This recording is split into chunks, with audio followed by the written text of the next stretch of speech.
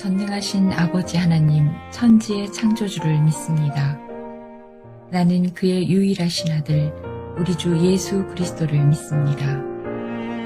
그는 성령으로 잉태되어 동정녀 마리아에게서 나시고 본디오 빌라도에게 고난을 받아 십자가에 못 박혀 죽으시고 장사된 지 사흘 만에 죽은 자 가운데서 다시 살아나셨으며 하늘에 오르시어 전능하신 아버지 하나님 우편에 앉아 계시다가 거기로부터 살아있는 자와 죽은 자를 심판하러 오십니다. 나는 성령을 믿으며 거룩한 공교회와 성도의 교제와 죄를 용서받는 것과 몸의 부활과 영생을 믿습니다. 아멘.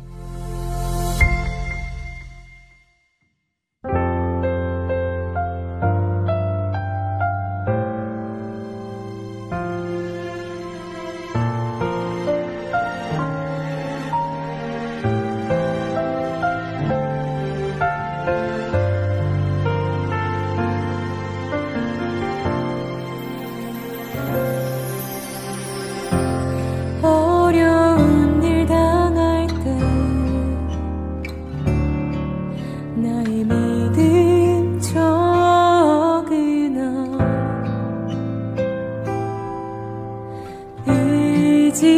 의지하는 내 주를 더욱 의지합니다. 성령께서 내 마음 밝게 비춰주시니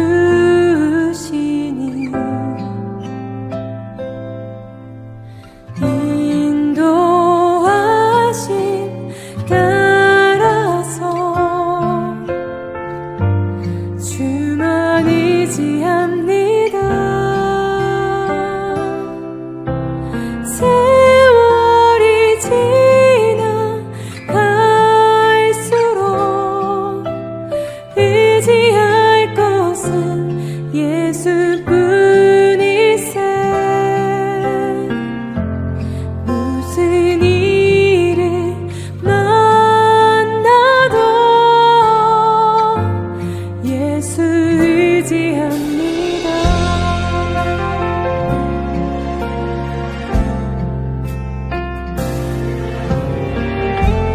밝을 때의 노래와 어두울 때의 기도로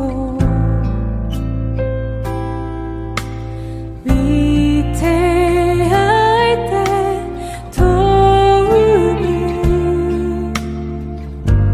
주께 간구합니다. 생명 있을 동안에 예수 의지합니다.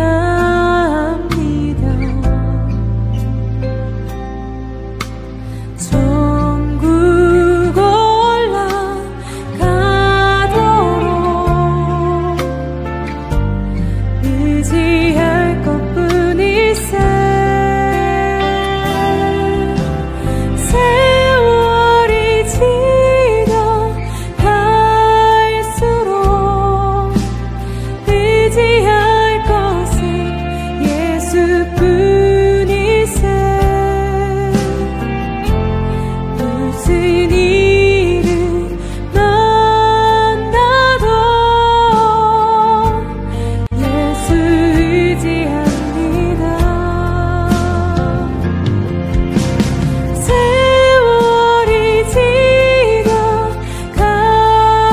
지나갈수록 의지할 것은 예수뿐이세.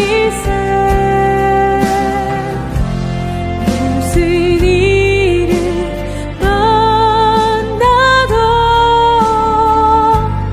예수 의지합니다. 의심과 어둠 두려움에 쌓여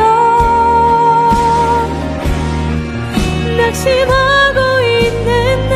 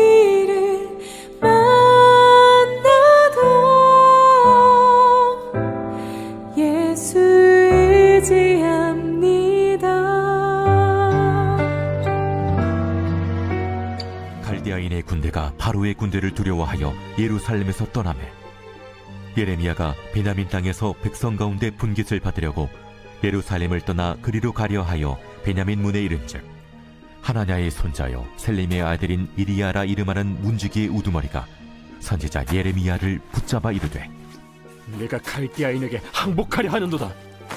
거짓이다. 나는 갈대아인에게 항복하려 하지 아니하노라. 이리야가 듣지 아니하고 예레미야를 잡아 구관들에게로 끌어가매 구관들이 노여워하여 예레미야를 때려서 서기관 요나단의 집에 가두었으니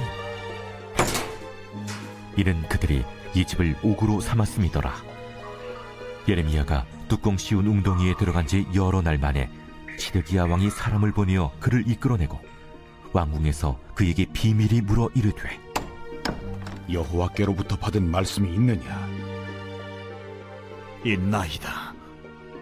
왕이 바벨론의 왕의 손에 넘겨지리이다. 내가 왕에게나 왕의 신하에게나 이 백성에게 무슨 죄를 범하였기에 나를 옥에 가두었나이까? 바벨론의 왕이 와서 왕과 이 땅을 치지 아니하리라고 예언한 왕의 선지자들이 이제 어디 있나이까?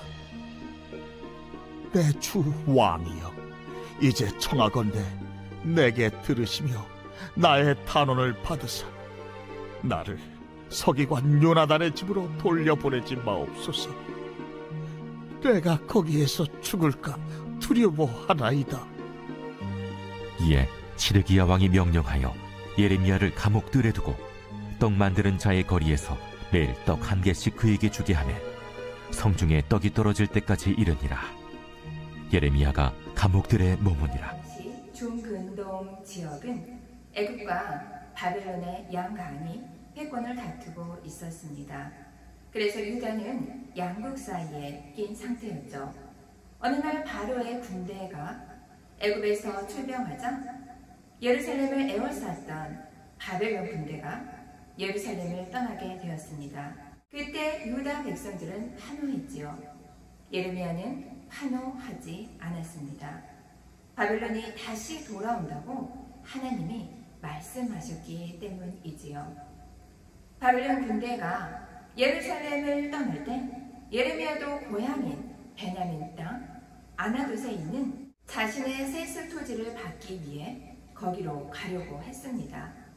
그 모습을 바벨론을 따라 예루살렘에서 도망치는 모습으로 오해하고 베냐민 문을 지키는 문지기의 우두머리 이리야가 그를 붙잡고 이렇게 말했습니다.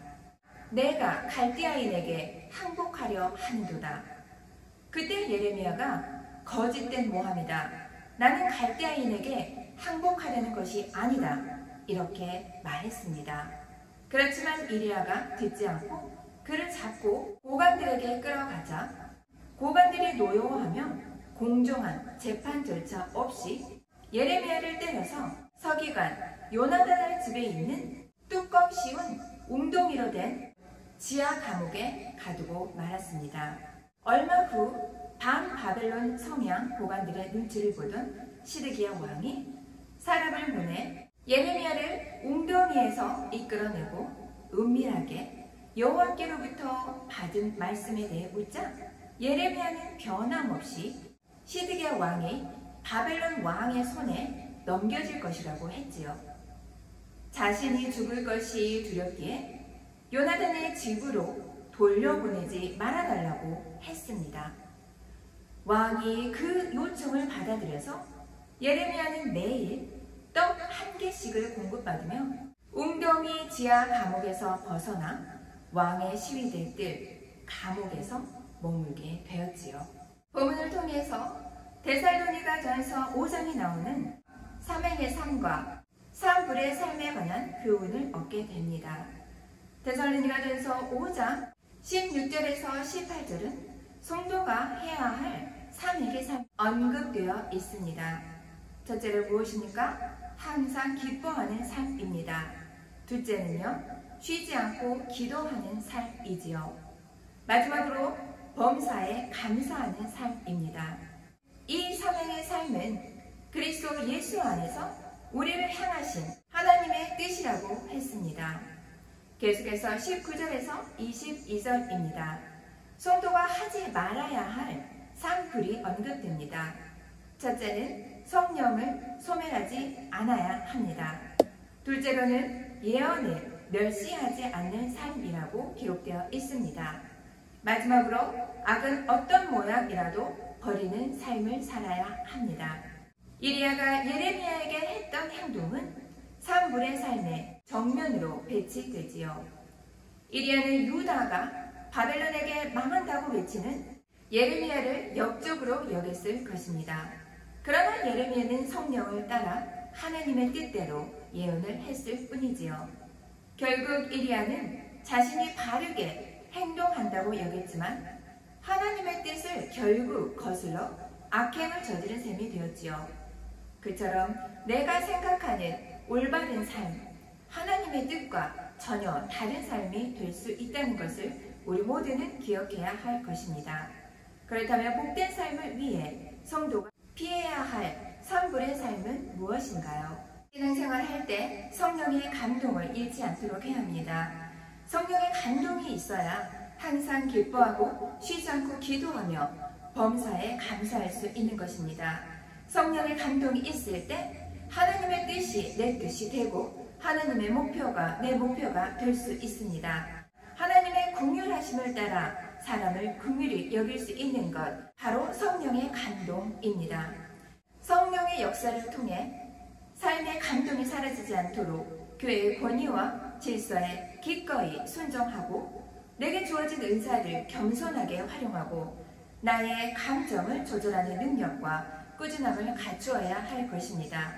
또한 감동과 열정이 결단과 실천으로 나타나게 하고 냉정하고 냉소적인 삶보다 따뜻하고 온유하게 품어지는 삶을 살며 무엇보다도 전도와 선교에 힘쓰는 삶을 살아야 할 것입니다. 성령이 소멸될수록 내가 드러나지 않습니까? 성령이 충만할수록 내가 사라지게 됩니다. 바람을 향해 돛을 펴는 뱃사공처럼 성령의 바람에 나를 싣는 영적인 뱃사공이 되어야 할 것입니다. 성령 충만이란 편한 삶이 약속된 삶 아니지요? 예수님은 성령에 의해 광야로 몰아냄을 당하셨지요? 그리고 광야에서 시험도 당하셨습니다. 성령님은 강한 믿음의 용사로 만들려고 또한 시련을 당하는 사람과 공감 능력을 키우려고 시련을 허락하시기도 한다는 것 우리 모두는 기억해야 할 것입니다. 둘째로 예언을 멸시하는 삶입니다. 둘째로 기독교의 예언은 무속인이 말하는 점과 다르지요. 누가 대통령이 된다, 누가 국회의원이 된다. 이것은 기독교의 예언이 아닙니다. 그리고 긍정적인 영향도 결국 얻게 되지요. 기독교의 예언에는 분명한 방향성이 있습니다. 동서의 갈림길에서 동쪽으로 가야 한다고 하기보다 하나님을 붙들어야 성공한다고 말하는 것, 그것이 바로 기독교의 예언이지요. 또한 기독교의 예언은 몰라야 할 미래의 일을 굳이 알려주는 것 결코 아닙니다. 그런 태도는 오히려 참된 예언을 멸시하는 태도죠. 기독교의 예언은 하나님의 뜻과 섭리를 이해하고 하나님의 뜻을 따르는 방향을 제시하고 선포하는 것을 뜻합니다. 결국 예언을 멸시하지 말라는 말씀은 하나님의 말씀을 멸시하지 말라는 뜻이지요. 마지막으로 사도 바울은 범사에 하려 좋은 것을 취하고 악은 어떤 모양이라도 버리라고 했습니다. 해야 된다. 무슨 뜻일까요? 첫째로는 한 번 더 라는 의미가 있겠지요. 둘째로는 상대방 입장에서 라는 의미가 있습니다. 마지막으로는 따뜻한 마음으로 라는 뜻이 있겠지요. 따뜻한 마음을 가지고 모든 것을 품으며 생각해 보라는 것입니다. 하루에 몇백 개의 암세포가 생겨나도 사람의 육신은 하나님이 주신 생명력과 기력과 백혈구를 통해서 그 암세포들을 이겨낼 수 있다고 합니다. 정말로 놀라운 일이지요. 그러나 마음이 약해지고 상처가 있고 미움과 염려와 두려움과 근심이 많으면 생명력과 기력과 백혈구가 약해져 결국 암세포가 활발하게 번식하면서 악성 종양, 우리가 흔히 말하는 암이 된다고 합니다. 영적으로도 같습니다. 우린 하루에도 수없이 많은 죄를 짓지 않습니까? 그러나 죄가 커지면 영적인 암이 되고 육신을 삼키고 가족을 삼키고 인간관계를 삼키고 행복을 삼키고 사업을 삼키고 앞날을 절망적으로 만든다는 것을 기억해야 합니다. 야고보서 1장 15절 우리는 기억해야 할 것입니다. 욕심이 잉태한 즉 죄를 낳고 죄가 장성한 즉 사망을 낳는다. 기독교인도 죄의 가운데 산다는 것을 인정해야 할 것입니다. 성자라고 칭송되는 사람도 크게 다르지 않지요. 성자라고 호칭할 완벽한 사람 있을까요? 아마 없을 것입니다. 엄밀하게 말하면 완벽주의, 그것도 죄이니까요. 중요한 것은 날마다 성령님의 도움을 의지하고 우리의 부족함을 깨닫고 힘써 죄를 멀리하면서 겸손하게 살려는 삶의 태도입니다. 함께 기도합니다. 사랑과 은혜가 충만하신 하나님 아버지 감사합니다.